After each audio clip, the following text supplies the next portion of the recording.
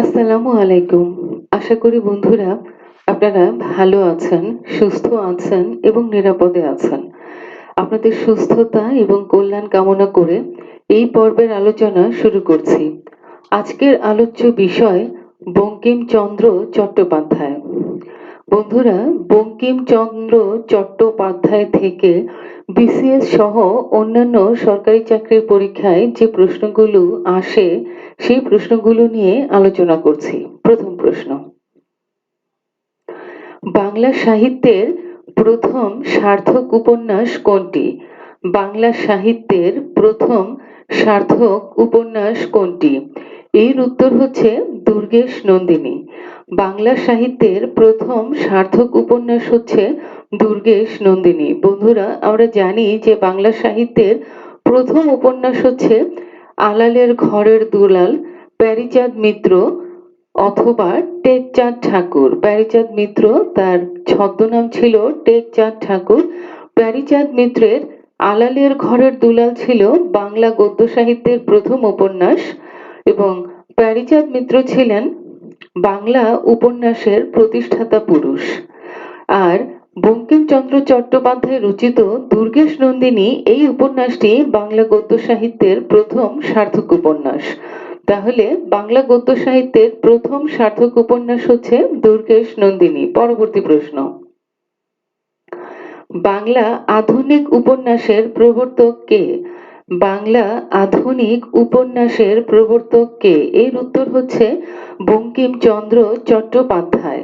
বঙ্কিমচন্দ্র চট্টোপাধ্যায় বাংলা আধুনিক উপন্যাসের প্রবর্তক, কারণ বঙ্কিমচন্দ্র রচিত দুর্গেশ নন্দিনী বাংলা গদ্য সাহিত্যের প্রথম সার্থক উপন্যাস।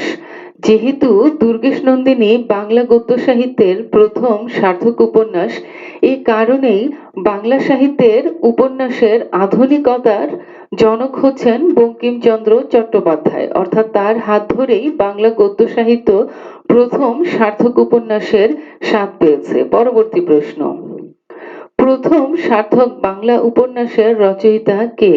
প্রথম সার্থক বাংলা উপন্যাসের রচয়িতা কে? প্রথম সার্থক বাংলা উপন্যাসের রচয়িতা কে? বন্ধুরা, এর উত্তর আপনারা ইতিমধ্যেই জেনে গেছেন যে প্রথম সার্থক বাংলা উপন্যাসের রচয়িতা বঙ্কিমচন্দ্র চট্টোপাধ্যায় এবং উপন্যাসটি হচ্ছে দুর্গেশ নন্দিনী। পরবর্তী প্রশ্ন, বঙ্কিমচন্দ্রের সাহিত্য চর্চা শুরু হয় কোন পত্রিকার মাধ্যমে? বঙ্কিমচন্দ্র চট্টোপাধ্যায়ের সাহিত্য চর্চা শুরু হয় কোন পত্রিকার মাধ্যমে? এর উত্তর হচ্ছে সংবাদ প্রভাকর। সংবাদ প্রভাকর। সংবাদ প্রভাকর এই পত্রিকার মধ্য দিয়েই বঙ্কিমচন্দ্র চট্টোপাধ্যায়ের সাহিত্য চর্চা শুরু হয়।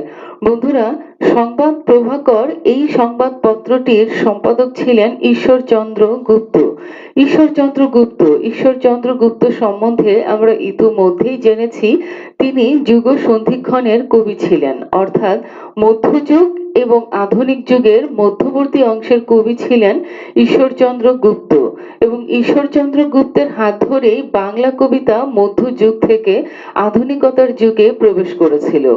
বন্ধুরা, সংবাদ প্রভাকর ছাড়াও ঈশ্বরচন্দ্র গুপ্ত বেশ কিছু সংবাদপত্র সম্পাদনা করতেন, যেমন সংবাদ রত্নাবলী, সংবাদ সাধুরঞ্জন। ঈশ্বরচন্দ্র গুপ্ত সংবাদ রত্নাবলী এবং সংবাদ সাধুরঞ্জন এই দুটি পত্রিকারও সম্পাদক ছিলেন। বন্ধুরা, আমরা জানি যে ঈশ্বরচন্দ্র গুপ্ত সংবাদ প্রভাকর সংবাদপত্রটির সম্পাদনার দায়িত্ব পান 1831 সালে। মূলত 1831 সাল থেকেই সংবাদ প্রভাকর এই সংবাদপত্রটি প্রকাশিত হতে থাকে এবং এই সংবাদপত্রের মাধ্যমেই বঙ্কিমচন্দ্র চট্টোপাধ্যায় তার সাহিত্য চর্চা শুরু করেন। বন্ধুরা, আমরা জানি যে এই সংবাদপত্রে সেই সময়কার অনেক সাহিত্যিক সাহিত্য চর্চা শুরু করেছিলেন। পরবর্তী প্রশ্নে চলে যাচ্ছে বন্ধুরা, বাংলা সাহিত্যের প্রথম সার্থক ঔপন্যাসিক কে? বাংলা সাহিত্যের প্রথম সার্থক ঔপন্যাসিক কে?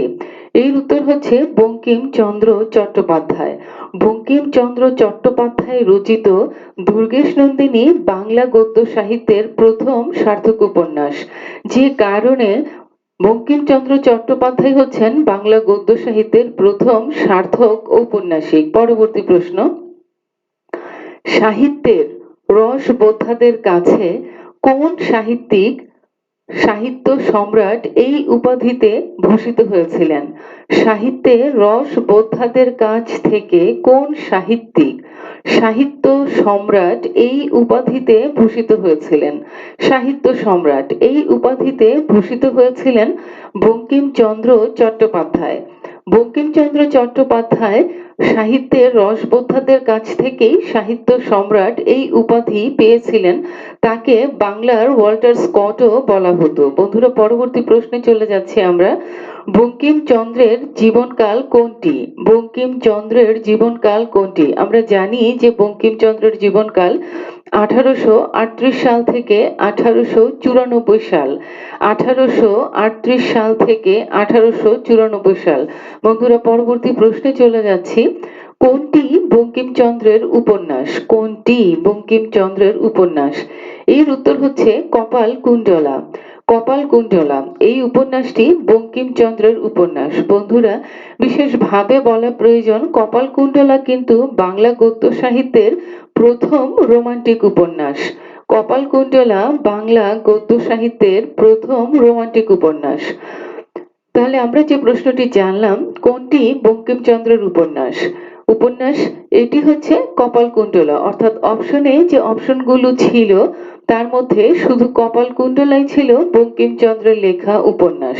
আর কপাল কুণ্ডলা সম্বন্ধে আমরা জানলাম যে কপাল কুণ্ডলা বাংলা গদ্য সাহিত্যের প্রথম রোমান্টিক উপন্যাস। বন্ধুরা, আমরা পরবর্তী প্রশ্নে চলে যাচ্ছি।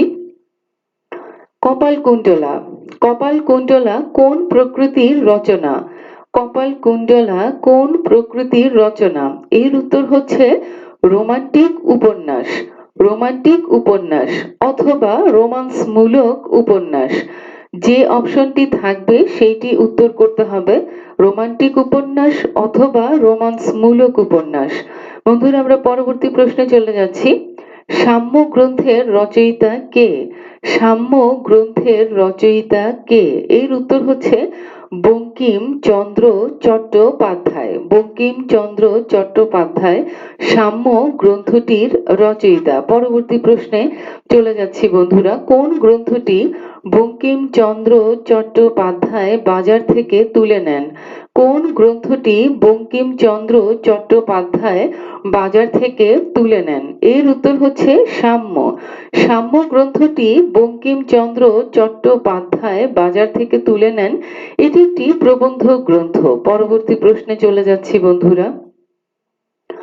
বঙ্কিমচন্দ্র রচিত উপন্যাস কোনটি? বঙ্কিমচন্দ্র রচিত উপন্যাস কোনটি? এর উত্তর হচ্ছে রজনী। অর্থাৎ অপশনে যে চারটি উপন্যাসের নাম দেয়া ছিল তার মধ্যে শুধু রজনী এই উপন্যাসটি বঙ্কিমচন্দ্র চট্টোপাধ্যায় রচিত উপন্যাস ছিল। বন্ধুরা, রজনী একটি বিখ্যাত উপন্যাস বঙ্কিমচন্দ্র চট্টোপাধ্যায়ের। আমরা আরো জানি যে রজনী নামে এই যুগের কথা সাহিত্যিক, বাংলা আধুনিক যুগের যে কথা সাহিত্যিক হুমায়ুন আহমেদ, তুমুল জনপ্রিয় কথা সাহিত্যিক বাংলাদেশের, তিনিও রজনী নামে একটি উপন্যাস রচনা করেছিলেন।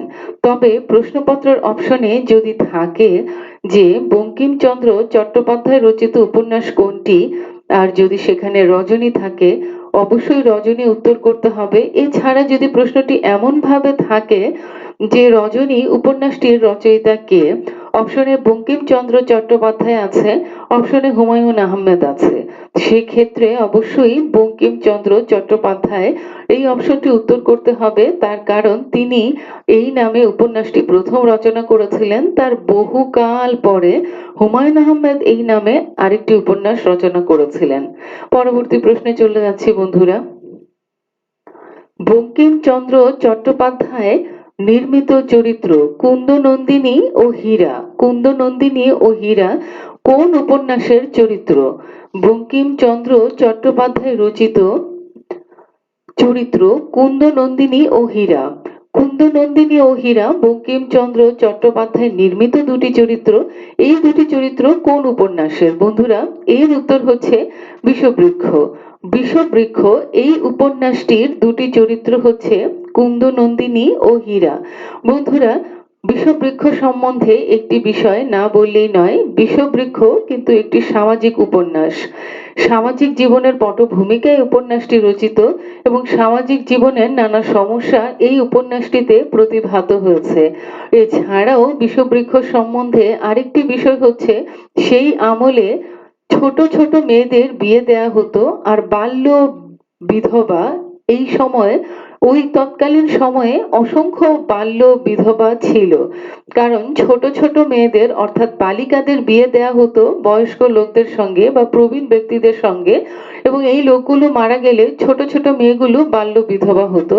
বিষবৃক্ষ এমন একটি উপন্যাস যে উপন্যাসে ধনাঢ্য ভূস্বামীর একজন বাল্য বিধবার প্রতি দুর্নিবার আকর্ষণ এবং আত্মসমর্পণ এই বিষয়টি প্রতিভাত হয়েছে।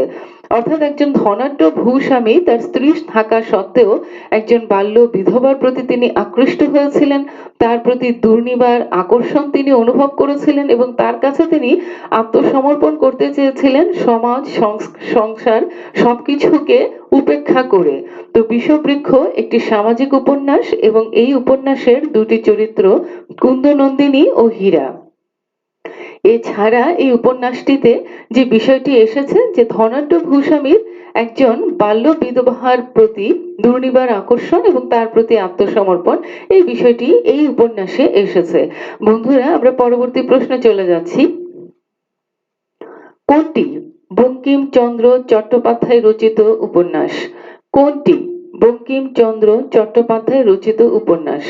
বন্ধুরা, এর উত্তর হচ্ছে কৃষ্ণকান্তের উইল। কৃষ্ণকান্তের উইল। বন্ধুরা, এই অপশনে যে উত্তরগুলো ছিল, চারটি উত্তর ছিল, তার মধ্যে শুধু একটি উত্তর ছিল বঙ্কিমচন্দ্র চট্টোপাধ্যায়ের লেখা উপন্যাস এবং উত্তরটি হলো কৃষ্ণকান্তের উইল।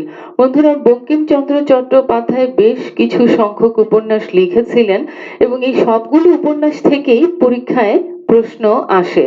কাজেই সবগুলো উপন্যাস সম্বন্ধেই আপনাদেরকে জানতে হবে, জানাটা আপনাদের জন্য বাঞ্ছনীয়। বন্ধুরা, কৃষ্ণকান্তের উইল বঙ্কিমচন্দ্র চট্টোপাধ্যায় রচিত একটি উপন্যাস। বঙ্কিমচন্দ্র চট্টোপাধ্যায় যে উপন্যাসগুলো লিখেছিলেন তার মধ্যে কৃষ্ণকান্তের উইল এই উপন্যাসটিকে তার লেখা উপন্যাসের মধ্যে শ্রেষ্ঠ উপন্যাস ধরা হয়। সর্বশ্রেষ্ঠ উপন্যাস ধরা হয় কৃষ্ণকান্তের উইল এই গ্রন্থটিকে।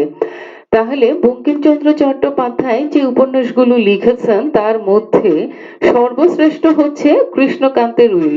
কৃষ্ণকান্তের উইল একটি সামাজিক উপন্যাস এবং এই উপন্যাসের কিছু চরিত্র রয়েছে রোহিণীলাল, রোহিণী, গোবিন্দলাল, ভ্রমর।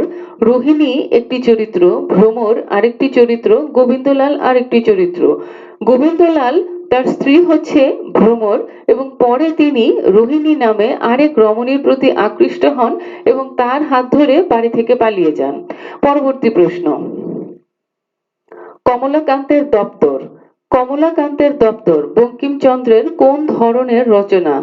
কমলাকান্তের দপ্তর বঙ্কিমচন্দ্রের কোন ধরনের রচনা? বন্ধুরা, এর উত্তর হচ্ছে রম্য রচনা। রম্য রচনা। কমলাকান্তের দপ্তর বঙ্কিমচন্দ্রের কোন ধরনের রচনা? এর উত্তর হচ্ছে রম্য রচনা। অর্থাৎ এটি একটি রম্য রচনা, রসাত্মক ও ব্যঙ্গাত্মক রচনা বা রসাত্মক ও ব্যঙ্গাত্মক প্রবন্ধ। বন্ধুরা, প্রশ্নপত্রের অপশনে যদি থাকে রম্য রচনা, তাহলে রম্য রচনা এই অপশনটি উত্তর করতে হবে। যদি এই অপশনটি না থাকে, থাকে রসাত্মক ও ব্যঙ্গাত্মক প্রবন্ধ, তাহলে এই অপশনটি উত্তর করতে হবে। মূলত দুটি তথ্যই সঠিক। রসাত্মক ও ব্যঙ্গাত্মক প্রবন্ধ মানেই রম্য রচনা, আর কমলাকান্তের দপ্তর এই রচনাটি একটি রম্য রচনা। বন্ধুরা, ইংরেজি সাহিত্যিক ও সমালোচক ডি কুইন্সের confession of an English opium eater এই গ্রন্থটি অবলম্বনে কমলাকান্তের দপ্তর এই গ্রন্থটি বঙ্কিমচন্দ্র চট্টোপাধ্যায় রচনা করেছিলেন। তথ্যটি মনে রাখা প্রয়োজন। Confession of an English opium eater, confession of an English opium eater De কুইন্সের লেখা একটি গ্রন্থ। পরবর্তী প্রশ্নে চলে যাচ্ছি বন্ধুরা। বঙ্কিমচন্দ্র চট্টোপাধ্যায়ের ছদ্মনাম কি? বঙ্কিমচন্দ্র চট্টোপাধ্যায়ের ছদ্মনাম কি? এর উত্তর হচ্ছে কমলাকান্ত। কমলাকান্ত বঙ্কিমচন্দ্র চট্টোপাধ্যায়ের ছদ্মনাম, যে নামে তিনি একটি গ্রন্থ রচনা করেছিলেন, কমলাকান্তের দপ্তর, এবং এটি একটি রম্য রচনা, অথবা এটাকে বলা যায় ব্যঙ্গাত্মক ও রসাত্মক প্রবন্ধ। ডি কুইন্সের the confession of an English opium eater, the confession of an English opium eater, এই গ্রন্থটি অবলম্বনেই তিনি এটি রচনা করেছিলেন। পরবর্তী প্রশ্নে চলে যাচ্ছি বন্ধুরা। কোন উপন্যাসটি বঙ্কিমচন্দ্র চট্টোপাধ্যায় রচনা করেননি? কোন উপন্যাসটি বঙ্কিমচন্দ্র চট্টোপাধ্যায় রচনা করেননি? এর উত্তর হচ্ছে দেবদাস। অর্থাৎ প্রশ্নপত্রের অপশনে যে 4টি উত্তর ছিল তার মধ্যে 3টি ছিল বঙ্কিমচন্দ্র চট্টোপাধ্যায়, শুধু দেবদাস এই অপশনটি ছিল বঙ্কিমচন্দ্র চট্টোপাধ্যায় রচিত গ্রন্থ নয়। এটি মূলত শরৎচন্দ্র চট্টোপাধ্যায় রচিত একটি গ্রন্থ। কাজেই কোন উপন্যাসটি বঙ্কিমচন্দ্র চট্টোপাধ্যায় রচনা করেননি? এর উত্তর হচ্ছে দেবদাস। পরবর্তী প্রশ্নে চলে যাচ্ছি বন্ধুরা। রাজ সিংহ এই উপন্যাসের রচয়িতা কে? রাজ সিংহ এই উপন্যাসের রচয়িতা কে? এর উত্তর হচ্ছে বঙ্কিমচন্দ্র চট্টোপাধ্যায়। বন্ধুরা, বঙ্কিমচন্দ্র চট্টোপাধ্যায় বেশ কিছু ঐতিহাসিক উপন্যাস রচনা করেছিলেন। ঐতিহাসিক উপন্যাস রচনা করেছিলেন, তার মধ্যে শ্রেষ্ঠ ঐতিহাসিক উপন্যাস হচ্ছে রাজ সিংহ। শ্রেষ্ঠ ঐতিহাসিক উপন্যাস হচ্ছে রাজ সিংহ। আমরা যেমনটি পূর্বে জেনেছি, বঙ্কিমচন্দ্র চট্টোপাধ্যায় রচিত উপন্যাসগুলোর মধ্যে সর্বশ্রেষ্ঠ হচ্ছে কৃষ্ণকান্তের উইল, এবং কৃষ্ণকান্তের উইল হচ্ছে একটি সামাজিক উপন্যাস। আর বঙ্কিমচন্দ্র চট্টোপাধ্যায় রচিত ঐতিহাসিক উপন্যাসগুলোর মধ্যে শ্রেষ্ঠ হচ্ছে রাজ সিংহ। বন্ধুরা, রাজ সিংহ সম্বন্ধে কিছু তথ্য না জানলেই নয়। রাজ সিংহ মূলত এই উপন্যাসটি একটি নায়িকা প্রধান উপন্যাস। নায়িকা প্রধান উপন্যাস। রাজ সিংহ এই উপন্যাসটি মূলত নায়িকা প্রধান উপন্যাস, এবং এর দুটি চরিত্র হচ্ছে জেবুন্নেসা ও রাজ সিংহ। জেবুন্নেসা ও রাজ সিংহ। বন্ধুরা, বঙ্কিমচন্দ্র চট্টোপাধ্যায় সম্বন্ধে একটি বিষয় জানা জরুরি। তিনি হিন্দু ধর্মাবলম্বীদের কাছ থেকে ঋষি আখ্যা পেয়েছিলেন, কারণ হিন্দু ধর্মের বিষয় নিয়ে তিনি এত সব গ্রন্থ রচনা করেছেন, এবং তার গ্রন্থে, তার সাহিত্যকর্মে, তার প্রবন্ধে, তার উপন্যাসে তিনি হিন্দু ধর্মের শ্রেষ্ঠত্ব প্রমাণ করবার চেষ্টা করেছেন, হিন্দু ধর্মকে শ্রেষ্ঠ হিসেবে দেখিয়েছেন। এ কারণে হিন্দু ধর্মাবলম্বীরা তাকে ঋষি আখ্যা দিয়েছিল। রাজ সিংহ এই উপন্যাসটিতে হিন্দু ধর্মাবলম্বীদের বাহুবল ও বীরত্বের কথাই বর্ণিত হয়েছে। রাজ সিংহ বঙ্কিমচন্দ্র চট্টোপাধ্যায় রচিত শ্রেষ্ঠ ঐতিহাসিক উপন্যাস। এটি একটি নায়িকা প্রধান উপন্যাস। এর প্রধান দুটি চরিত্র জেবুন্নেসা ও রাজ সিংহ, এবং হিন্দু ধর্মাবলম্বীদের বাহুবল ও বীরত্ব এই উপন্যাসের উপজীব্য। পরবর্তী প্রশ্নে চলে যাচ্ছি বন্ধুরা। বঙ্কিমচন্দ্র চট্টোপাধ্যায়ের রচনা নয় কোনটি? বঙ্কিমচন্দ্র চট্টোপাধ্যায়ের রচনা নয় কোনটি? এর উত্তর হচ্ছে চিরকুমার সভা। চিরকুমার সভা। পরবর্তী প্রশ্ন। আনন্দমঠ উপন্যাসটি কার লেখা? আনন্দমঠ উপন্যাসটি কার লেখা? এর উত্তর হচ্ছে বঙ্কিমচন্দ্র চট্টোপাধ্যায়। বঙ্কিমচন্দ্র চট্টোপাধ্যায় আনন্দমঠ উপন্যাসটি লিখেছেন। বন্ধুরা, পরবর্তী প্রশ্নে চলে যাচ্ছি। বঙ্কিমচন্দ্রের ত্রয়ী উপন্যাস কোন তিনটি? বঙ্কিমচন্দ্রের ত্রয়ী উপন্যাস কোন তিনটি? বন্ধুরা, এর উত্তর আপনারা জানেন যে বঙ্কিমচন্দ্রের ত্রয়ী উপন্যাস কোন তিনটি? আনন্দমঠ, দেবী চৌধুরানী এবং সীতারাম। আনন্দমঠ, দেবী চৌধুরানী এবং সীতারাম। আনন্দমঠ এবং দেবী চৌধুরানী এই উপন্যাস দুটি তত্ত্বমূলক উপন্যাস। তত্ত্বমূলক উপন্যাস। আর সীতারাম এই উপন্যাসটি মূলত বঙ্কিমচন্দ্র চট্টোপাধ্যায় রচিত সর্বশেষ উপন্যাস, অর্থাৎ এই উপন্যাসটি তার লেখা সর্বশেষ উপন্যাস। দেবী চৌধুরানী। দেবী চৌধুরানী এই উপন্যাসটিতে তিনি বাংলার সমাজ ও পারিবারিক পটভূমিতে গার্হস্থ্য জীবনের যে গাথা, সেই বিষয়টিকেই তুলে এনেছিলেন। বাংলার সমাজ এবং পারিবারিক পটভূমিতে গার্হস্থ্য জীবনের কাহিনী নিয়েই তার এই দেবী চৌধুরানী এই উপন্যাসটি রচিত হয়েছে।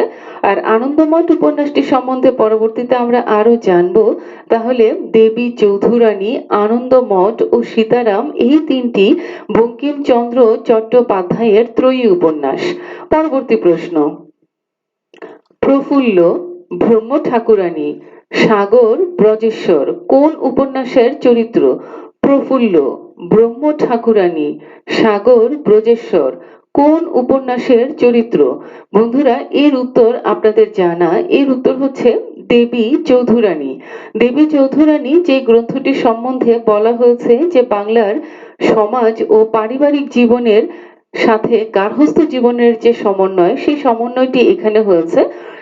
সমাজ এবং পারিবারিক জীবনের পটভূমিতে গার্হস্থ্য জীবনের কাহিনী দেবী চৌধুরানী এই উপন্যাসের উপজীব্য।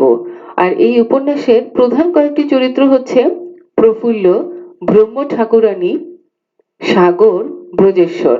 পরবর্তী প্রশ্নে চলে যাচ্ছি বন্ধুরা। কোন উপন্যাসে বঙ্কিমচন্দ্র চট্টোপাধ্যায়ের দেশপ্রেম ফুটে উঠেছে? কোন উপন্যাসে বঙ্কিমচন্দ্র চট্টোপাধ্যায়ের দেশপ্রেম ফুটে উঠেছে? এর উত্তর হচ্ছে আনন্দমঠ।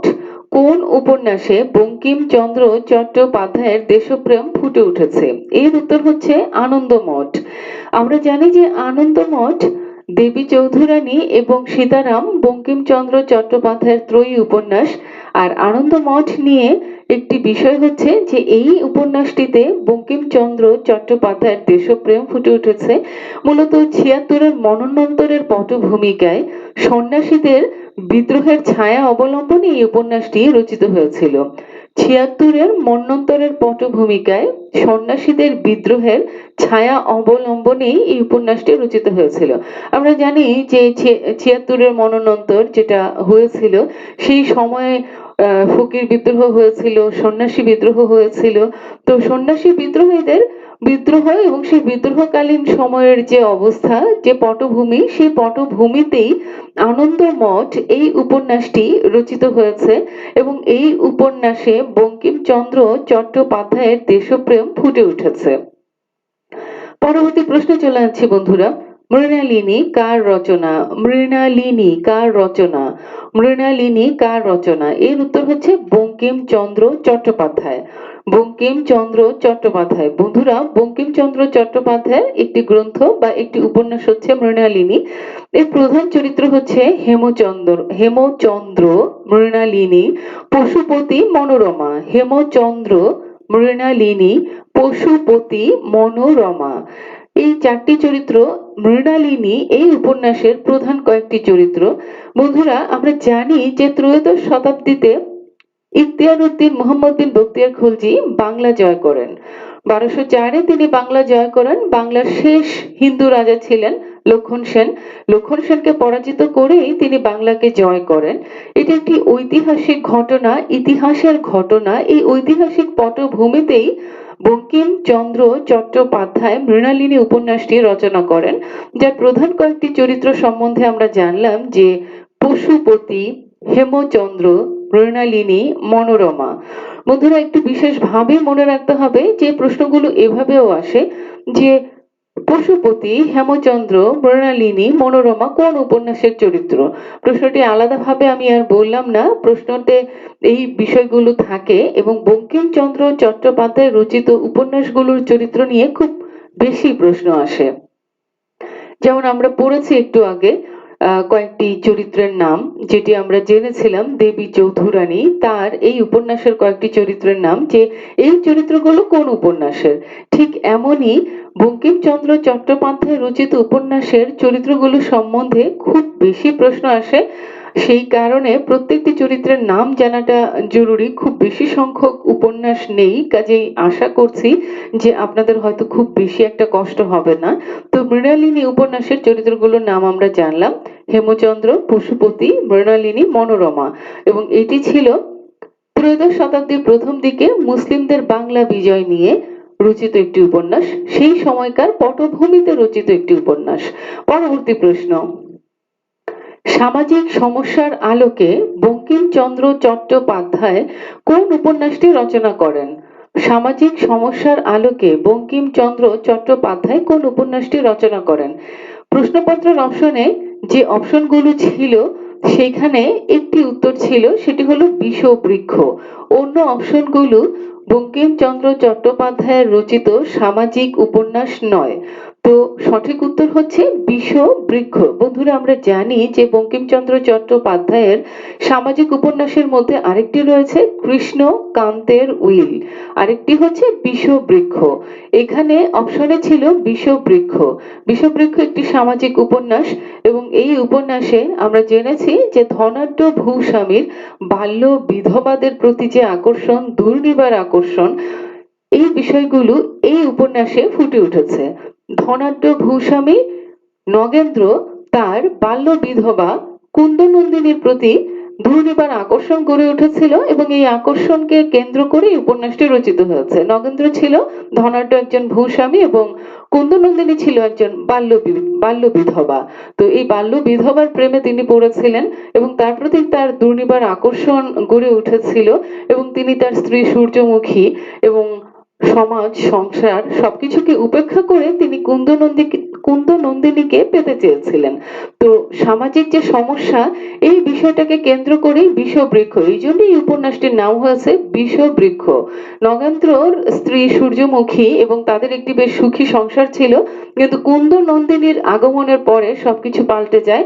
নগেন্দ্র কুন্দনন্দিনী একটি বাল্য বিধবা, তার প্রতি আকৃষ্ট হয় এবং পুরো সমাজ এবং সংসারকে উপেক্ষা করে তার প্রতি যে আকর্ষণ, তার প্রতি যে দুর্নিবার আকর্ষণ এবং তাকে কাছে পাওয়ার এবং তার প্রতি আত্মসমর্পণের যে বিষয়টি, এই সমস্যাটিকে কেন্দ্র করে বিষবৃক্ষ এই উপন্যাসটি রচিত হয়েছে। বন্ধুরা, আমরা পরবর্তী প্রশ্নে চলে যাচ্ছি। রোহিণী, ভ্রমর, গোবিন্দলাল কোন উপন্যাসের চরিত্র? রোহিণী, ভ্রমর, গোবিন্দলাল কোন উপন্যাসের চরিত্র? এর উত্তর হচ্ছে কৃষ্ণকান্তের উইল। বন্ধুরা, কৃষ্ণকান্তের উইল আরো একটি সামাজিক উপন্যাস, বঙ্কিমচন্দ্রের একটি সামাজিক উপন্যাস এবং বঙ্কিমচন্দ্র চট্টোপাধ্যায় রচিত উপন্যাসগুলোর মধ্যে শ্রেষ্ঠ উপন্যাস হিসেবে বিবেচনা করা হয় কৃষ্ণকান্তের উইলকে। এবং কৃষ্ণকান্তের উইল প্রায় একই ধরনের ঘটনা। কৃষ্ণকান্তের উইলে গোবিন্দলাল একজন ধনাঢ্য ব্যক্তি থাকেন, তার স্ত্রী থাকেন ভ্রমর এবং পরবর্তীতে তিনি রোহিণীর প্রেমে আকৃষ্ট হন, রোহিণীর প্রতি আকৃষ্ট হন এবং রোহিণীর হাত ধরে তিনি সংসার ত্যাগ করেন। পরবর্তী প্রশ্ন, বন্দে মাতরম, বন্দে মাতরম সঙ্গীতটি কোন উপন্যাসে সংযোজিত হয়েছে? বন্দে মাতরম উপন্যাসটি গানটি কোন উপন্যাসে সংযোজিত হয়েছে? বন্দে মাতরম সঙ্গীতটি কোন উপন্যাসে সংযোজিত হয়েছে? বন্ধুরা, এর উত্তর হচ্ছে আনন্দ মঠ। আনন্দ মঠ বঙ্কিমচন্দ্র চট্টোপাধ্যায় রচিত একটি উপন্যাস এবং এই উপন্যাসে তার দেশপ্রেম ফুটে উঠেছে, তার দেশপ্রেমের কথা এই উপন্যাসে এসেছে। বন্দে মাতরম এই সঙ্গীতটি আনন্দমঠ উপন্যাসের একটি সঙ্গীত। বন্ধুরা, পরবর্তী প্রশ্নে চলে যাচ্ছি। কোন উপন্যাসটি বঙ্কিমচন্দ্র চট্টোপাধ্যায়ের রচনা? কোন উপন্যাসটি বঙ্কিমচন্দ্র চট্টোপাধ্যায়ের রচনা? এর উত্তর হচ্ছে মৃণালিনী। মৃণালিনী। বন্ধুরা, আমরা জেনেছি যে মৃণালিনীর প্রধান চরিত্রগুলো সম্বন্ধে। মৃণালিনী বঙ্কিমচন্দ্র চট্টোপাধ্যায়ের একটি উপন্যাস। বন্ধুরা, বারবার করে বলছি যে বঙ্কিমচন্দ্র চট্টোপাধ্যায় রচিত সবগুলো উপন্যাস সম্বন্ধে আপনাদেরকে জানতে হবে। প্রত্যেকটি উপন্যাস থেকেই প্রশ্ন আসে, তার প্রধান চরিত্র থেকে প্রশ্ন আসে। পরবর্তী প্রশ্ন, কোনটি বঙ্কিমচন্দ্রের রচনা? কোনটি বঙ্কিমচন্দ্রের রচনা?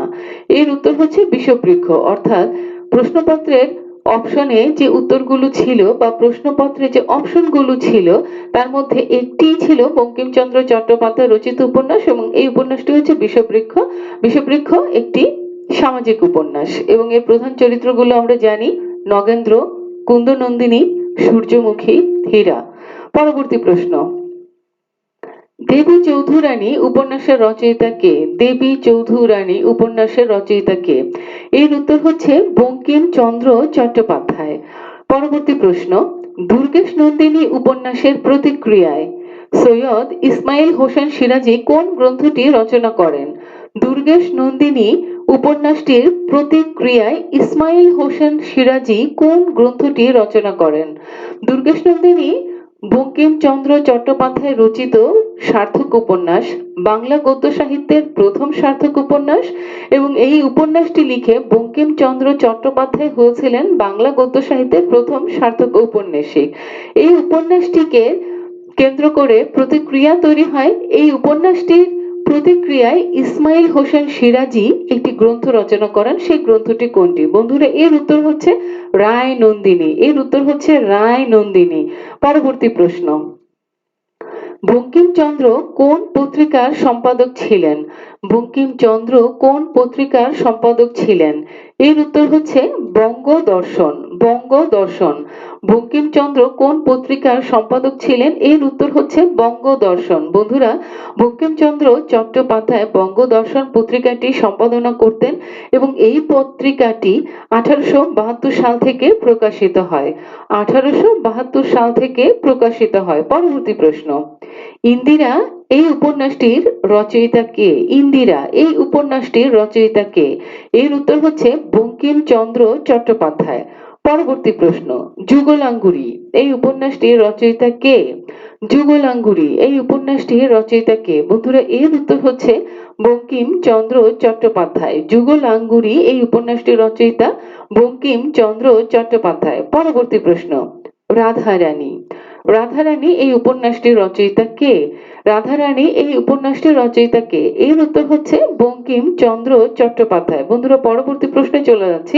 দুর্গেশ নন্দিনী শব্দটির অর্থ কি? এই প্রশ্নটি আমি আগেও বলেছি, বেশ কয়েকবার করে বলেছি। এর উত্তরটি আপনাদের জানা, দুর্গ প্রধানের কন্যা। দুর্গেশ নন্দিনী এই শব্দটির অর্থ হচ্ছে দুর্গ প্রধানের কন্যা। বন্ধুরা, পরবর্তী প্রশ্নে চলে যাচ্ছি।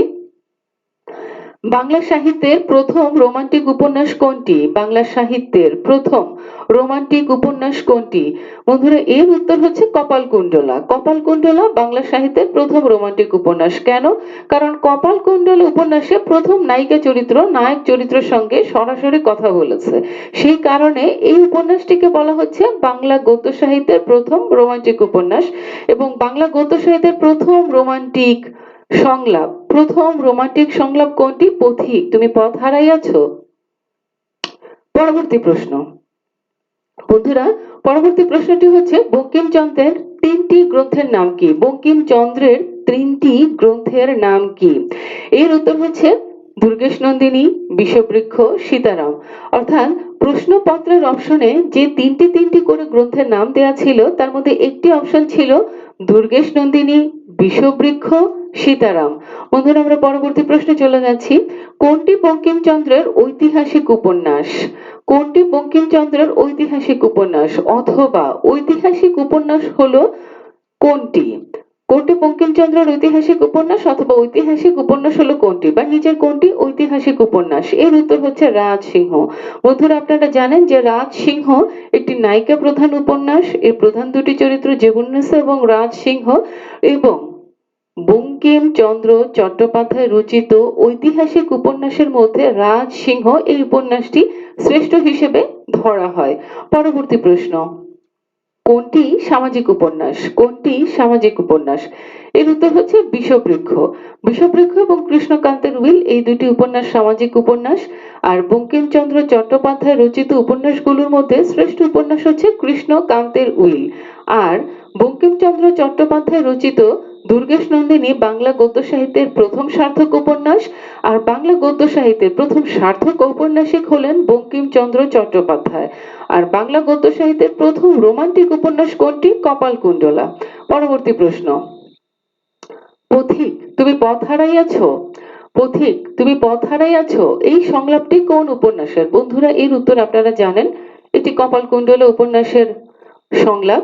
কপালকুণ্ডলা এই উপন্যাসের নায়িকা চরিত্র এবং নবকুমার এই উপন্যাসের নায়ক চরিত্র। নবকুমারকে উদ্দেশ্য করে কপালকুণ্ডলা এই উক্তিটি করেছিলেন, পথিক তুমি পথ হারাইয়াছ। এবং এটিকে বলা হয় বাংলা গদ্য সাহিত্যের প্রথম রোমান্টিক সংলাপ। পরবর্তী প্রশ্ন, তুমি অধম তাই বলিয়া আমি উত্তম হইব না কেন? তুমি অধম তাই বলিয়া আমি উত্তম হইব না কেন এই সংলাপটি কোন উপন্যাসের? এই সংলাপটি কোন উপন্যাসের? বন্ধুরা, এর উত্তর হচ্ছে কপাল কুণ্ডলা। কপাল কুণ্ডলা উপন্যাসের একটি উক্তি বা সংলাপ হচ্ছে এটি। পরবর্তী প্রশ্ন, প্রদীপ নিভিয়া গেল। প্রদীপ নিভিয়া গেল, এই সংলাপটি কোন উপন্যাসের? বন্ধুরা এর উত্তর হচ্ছে কপাল কুণ্ডলা। প্রদীপ নিভিয়া গেল এই সংলাপ কপাল কুণ্ডলা উপন্যাসের একটি সংলাপ। পরবর্তী প্রশ্ন, পালাও। পালাও এটি কোন উপন্যাসের সংলাপ? বন্ধুরা এর উত্তর হচ্ছে কপাল কুণ্ডলা, অর্থাৎ কপাল কুণ্ডলা উপন্যাসের একটি সংলাপ হচ্ছে পালাও। কপাল কুণ্ডলা নবকুমারকে বলেছিল যে পালাও। পরবর্তী প্রশ্নে চলে যাচ্ছি, কৃষ্ণচরিত গ্রন্থটি কার রচনা? কৃষ্ণচরিত গ্রন্থটি কার রচনা? এর উত্তর হচ্ছে বঙ্কিমচন্দ্র চট্টোপাধ্যায়। বঙ্কিমচন্দ্র চট্টোপাধ্যায় রচিত একটি গ্রন্থ হচ্ছে কৃষ্ণচরিত। পরবর্তী প্রশ্ন, মুচিরাম গুড়ের জীবনচরিত। মুচিরাম গুড়ের জীবনচরিত এই রচনাটি কার? মুচিরাম গুড়ের জীবন চরিত এই রচনাটি কার? বন্ধুরা এর উত্তর হচ্ছে বঙ্কিমচন্দ্র চট্টোপাধ্যায়ের। বঙ্কিমচন্দ্র চট্টোপাধ্যায় রচিত মুচিরাম গুড়ের জীবন চরিত এটি একটি রম্য রচনা, অথবা বলা যায় ব্যঙ্গাত্মক ও রসাত্মক প্রবন্ধ। যেভাবেই বলা হোক না কেন, রম্য রচনাও বলা যাবে, অথবা ব্যঙ্গাত্মক ও রসাত্মক প্রবন্ধও বলা যাবে, যেভাবেই বলা হোক এটি হচ্ছে বঙ্কিমচন্দ্র চট্টোপাধ্যায় রচিত একটি রম্য রচনা বা রসাত্মক ও ব্যঙ্গাত্মক প্রবন্ধ। পরবর্তী প্রশ্ন, লোকরহস্য গ্রন্থটি কার? লোকরহস্য গ্রন্থটি কার? এর উত্তর হচ্ছে বঙ্কিমচন্দ্র চট্টোপাধ্যায়। বন্ধুরা বঙ্কিমচন্দ্র চট্টোপাধ্যায় রচিত বেশ কিছু রম্য রচনা রয়েছে। রম্য রচনাগুলো আপনারা জানেন, কমলাকান্তের দপ্তর, মুচিরাম গুড়ের চরিত, লোকরহস্য। এই সব কটি রসাত্মক ও ব্যঙ্গাত্মক রচনা বা প্রবন্ধ বা রম্য রচনা। আর কমলাকান্ত বঙ্কিমচন্দ্র চট্টোপাধ্যায়ের ছদ্মনাম। বন্ধুরা আমরা পরবর্তী প্রশ্নে চলে যাচ্ছি, বিমলা, আয়েশা, জগৎ সিংহ, তিলোত্তমা, ওসমান। বিমলা, আয়েশা, জগৎ সিংহ, তিলোত্তমা, ওসমান এই চরিত্রগুলো কোন উপন্যাসের? এই চরিত্রগুলো কোন উপন্যাসের? বন্ধুরা এর উত্তর হচ্ছে দুর্গেশ নন্দিনী। দুর্গেশ নন্দিনী বাংলা গদ্য সাহিত্যের প্রথম সার্থক উপন্যাস। পরবর্তী প্রশ্ন, এই সময় দুই চারিবার উজ্জ্বলতর হইয়া প্রদীপ নিভিয়া গেল। এই সময় দুই চারিবার উজ্জ্বলতর হইয়া প্রদীপ নিভিয়া গেল এই সংলাপ কোন উপন্যাসের? বন্ধুরা এর উত্তর হচ্ছে বিষবৃক্ষ। প্রদীপ নিভিয়া গেল সেইটি অন্য আরেকটির, আর এইটি আরেকটির। প্রদীপ নিভিয়া গেল আমরা জানি এটি হচ্ছে কপাল কুণ্ডলার, আর যখন দুই চারিবার উজ্জ্বলতর হইয়া প্রদীপ নিভিয়া গেল তখন এটি বিষবৃক্ষর। বন্ধুরা আমরা পরবর্তী প্রশ্নে চলে যাচ্ছি, কোন উপন্যাসটি বঙ্কিমচন্দ্র চট্টোপাধ্যায় রচিত? কোন উপন্যাসটি বঙ্কিমচন্দ্র চট্টোপাধ্যায় রচিত? বন্ধুরা আমরা জানি যে এর উত্তর হচ্ছে কপাল কুণ্ডলা। কপাল কুণ্ডলা এই উপন্যাসটি বঙ্কিমচন্দ্র চট্টোপাধ্যায় রচিত। বন্ধুরা বঙ্কিমচন্দ্র চট্টোপাধ্যায় থেকে যে প্রশ্নগুলো সচরাচর বিসিএস সহ অন্যান্য সরকারি চাকরির পরীক্ষায় এসে থাকে সেই প্রশ্নগুলো নিয়ে আমরা আলোচনা করলাম। ইনশাআল্লাহ এই আলোচনা আপনাদের প্রস্তুতিতে সহায়ক ভূমিকা পালন করবে। ইনশাআল্লাহ আপনারা চ্যানেলটিকে সাবস্ক্রাইব করে দিবেন। আবারও আপনাদের কল্যাণ কামনা করছি, আবারও আপনাদের সুস্থতা কামনা করছি, আবারও আপনাদের সফলতা কামনা করছি। আপনারা ভালো থাকুন, সুস্থ থাকুন, নিরাপদে থাকুন। আসসালামু আলাইকুম। আল্লাহ হাফেজ।